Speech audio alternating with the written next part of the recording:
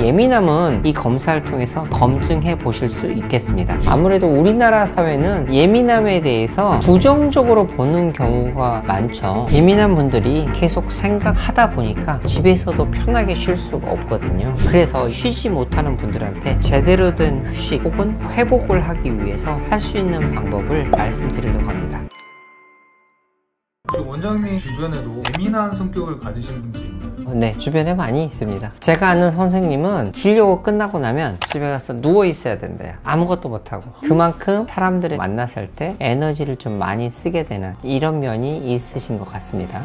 이 예민한 분들이 많이 힘들어 하시는 게 남한테 피해를 주기 싫어하시거든요. 그건 무슨 얘기냐? 내가 피해를 받으면 힘들었기 때문에 남한테도 굉장히 조심하시고, 그러려고 하다 보니 그거 자체도 또 힘들어지기도 합니다. 그러면 많이 안 만나고 싶어지는 거죠.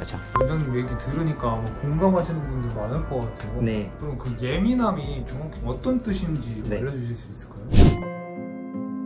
감각적인 게 예민한 거가 우선이겠죠. 그래서 작은 변화는 쉽게 알아차려요. 저희가 여기 분위기를 좋게 하기 위한 좋은 냄새가 나는 방향제가 있을 때 힘들어하는 분도 있으세요. 다른 분들은 대부분은 좋다고 하는데 방향제가 좀 센 것 같아요 하는 분도 있으세요. 그런 향기 혹은 빛 너무 번쩍거리면 눈이 아프고 힘들어지고, 혹은 소리가 너무 많이 들리면 힘들어지는 거죠. 그래서 촉각적인 거, 태그 있는 거 못 입는 분들도 꽤 있으시고, 그래서 쇼핑몰 같은 거 가는 것도 과잉 자극이 되기도 하죠. 이게 감각적인 부분이었다면, 감정적인 거는 남의 감정을 굉장히 잘 받아들이고 많이 짐작을 하게 됩니다. 그렇다 보니 과도하게 공감하다 보니까 나도 같이 힘들어지면서 어려운 면도 있죠. 결국은 이런 감정적인 것들이 사회적인 관계까지 영향을 끼쳐서 덜 만나게 되거나 만났을 때 힘들어하거나 이런 부분이 있을 수도 있죠. 그래서 감각적인 면, 감정적인 면, 사회적인 관계까지 영향을 끼친다고 할 수 있겠습니다. 그러면 한국 사회에서는 예민한 사람에 대한 인식이 어떻게 돼 있나요? 예민함에 대해서 부정적으로 보는 경우가 많죠. 아무래도 우리나라 사회는 자신의 감정이나 불편함에 대해서 얘기하는 거, 혹은 자신의 감정을 드러내는 것들이 미성숙한 걸로 보는, 특히 남자 같은 경우는 울지 마, 남자가 눈물을 보여, 자신의 감정이 나타내는 것들에 대해서 예민함으로 치부해지는 부정적인 경우가 많이 있죠. 요즘 예민함을 확인하는 HSP 테스트에 많은 분들이 관심을 가지시던데 이게 어떤 건지 설명해 주실 수 있을까요? HSP가 Highly Sensitive Person이라 그래서 기질적으로 민감하게 반응한 분들을 일컫는 건데요. 이 부분들을 측정하는 도구들이 HSP 테스트 이렇게 많이 나와 있긴 합니다. HSP 척도가 18개짜리인데요. 점수를 1점부터 7점까지 매겨요. 그래서 이 모든 문항을 다 매긴 다음에 평균 5점 이상 사람들의 경우는 예민한 정도에 해당될 수 있겠습니다. 그래서 이 검사를 통해서 객관적으로 나를 검증해 보실 수 있겠습니다. 그래서 이 버전은 저희가 댓글로 남겨드리겠습니다. 그럼 검사를 해봤는데 예민한 사람인 것 같으면 이거를 관리하는 방법 같은 것도 있을 것 같은데 혹시 그거에 대해서 알려주실 수 있나요? 먼저 예민함이 병도 아닙니다. 이런 부분이 있다 정도이고, 한 30% 정도는 예민성이 있는 분들이 많은 거죠. 그러니까 여기에 대해서 심각하게 받아들이지 않으시면 좋겠고, 이건 나의 기질인 부분이 있으니까 이걸 어떻게 다뤄갈지 관리하는 게 중요하겠죠. 그런데 말씀드렸듯이 예민한 분들이 쉽게 지칩니다. 지친 이유는 감각적으로 받아들이는 부분에 있어서 골똘히 생각하고 깊이 생각하고, 그리고 스스로를 자꾸 반추해보고 되씹고 소위 이불킥을 하다 보니까 힘들어지시는 거거든요. 그러면 결국 만나고 왔는데도 여전히 밖에서 살고 있는 거죠. 나는 이불 속으로, 침대 속으로 들어갔는데도 여전히 바깥 세계에 살고 있으면 쉬지를 못하는 거잖아요. 그래서 이런 분들을 위해서 잘 쉬실 수 있도록 제가 책을 하나 소개해 드리겠습니다. 서울대 김은영 교수님께서 나는 왜 마음 놓고 쉬지 못할까? 잘 쉬는 법에 대한 얘기거든요. 그래서 예민하고 힘든 분들이 불안해하는 게 많습니다. 그러면서 내가 이래도 되나? 자꾸 걱정을 하는 거고, 제암자분은 심지어 내가 이렇게 편안하게 있어도 되나? 하면서 불안해하시는 분도 있으시거든요. 그러니까 결국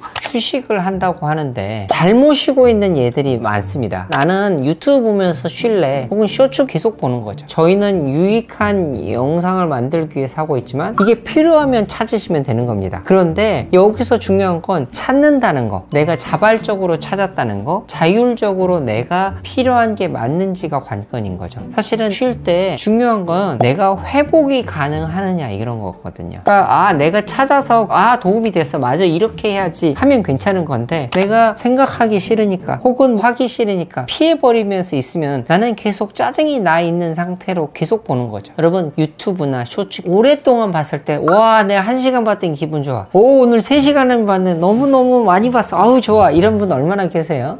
오늘 3시간이나 봐버렸네, 이런 분들이 대부분이실 겁니다. 이유는 내가 자발적으로 찾지 않아서, 혹은 술 비유를 드리는데 애주가들은 죄송하지만 술이 들어가시는 만큼 계속 더 마시게 되는 경우들이 많죠. 그래서 덜 먹어야 되는데 계속 먹게 되는 경우들이 있거든요. 조절해주는 전두엽 기능을 많이 마비시키는 경우들이 많습니다. 그래서 판단력이 흐려져서 피곤하고 지친데 쇼츠를 계속 보고 있는 거죠. 인스타든 SNS든. 그러니 여기에서 중요한 건 제대로 된 회복을 하기 위해서는 내가 찾는 게 아니면 끊어내고 쉬시는 게 필요합니다. 그래서 이 책에서도 강조했듯이 제대로 된 휴식을 취하는 거, 그게 중요하고, 내가 어떤 거를 통해서 제대로 휴식을 취할 수 있느냐, 이게 관건이고, 거기에서 내가 주도적으로 찾아가고 있느냐, 이 휴식이 즐거움, 행복한 감각, 즐거운 정서를 지속 가능하게 주느냐, 이게 관건이고, 이걸 찾으시라 라고 얘기를 하고 있습니다. 저는 제 환자분들에게 조금 더 쉽게 얘기 드리면, 그냥 쉴 때는 잘 쉬시라. 어떻게 잘 쉬느냐? 안 할 거면 안 하시고, 특히 걱정을 집에까지 많이 가져가시거든요. 이를테면 회사에서 짜증을 집에 가서 배우자한테, 자식들한테 퍼부어요. 그러면 내가 가족들과 행복하게 삶을 살기 위한 원래의 목적보다는 이 짜증 때문에 오히려 가족들과 관계가 악화되는 경우들이 많죠. 그래서 제대로 쉬려면 내 마음 쉴 수 있는 해우소를 만드시라, 그렇게 말씀드립니다. 절간에 가면 근심을 비우는 화장실이 해우소잖아요. 마치 시간과 공간을 분리해서 퇴근하시면 운동을 하시거나 체육관에 가서 헬스를 하시거나, 혹은 카페에서 조용히 책을 읽으시거나, 혹은 차 안에서 음악을 들으시거나, 누구에게나 자기가 가진 감정적인 힘든 부분들을 샤워해서 씻겨 내려놓고 그리고 집으로 들어가시라. 특히 침대 위에서는 걱정이나 불안이나 여기에 사로잡히지 마시라. 그래서 제대로 된 쉼을 취하기 위해서 걱정하는 시간을 따로 두라, 이런 말씀도 이문영 교수님은 하셨더라고요. 어쨌든 시간과 장소를 분리해서 해우소를 찾아두라. 그래서 불필요한 자극을 줄이고 내가 가진 조용한 공간을 찾으시라. 그 공간이란 게 물리적인 공간이면 되게 좋고, 혹은 그게 아니더라도 내가 산책을 하면서 느끼는 편안함, 이런 것들을 찾아가시라. 이렇게 휴식에 대해서는 말씀을 좀 드립니다. 그런데 이 휴식을 찾아가는 게 현실적인 방법이라면 그 전에 내가 어떤 상태인지를 아는 것도 매우 중요합니다. 내가 지금 힘들고 지쳐서 안 된다면 어느 정도인지를 파악하시고, 만약 우울이나 불안이나 혹은 다른 신체 증상으로 인해서 너무 힘들어서 스스로 해결하기 어려우시다면 상담을 통해서 꼭 전문가를 만나보실 걸 권유드립니다. 왜냐하면 이미 어느 정도 선을 넘어가면 내가 해결할 수 있는 부분이 안 되는 거거든요. 그럴 경우에는 합리적인 선택과 판단, 혹은 해우소를 갖는다고 해서 장기적으로 회복이 안 되는 경우들이 많기 때문이죠. 그래서 내가 어떤 상태인지 파악을 해서 혼자 하실 수 있으면 하시고, 그게 아니라면 전문가를 찾으시라, 이렇게 말씀을 좀 드리고요.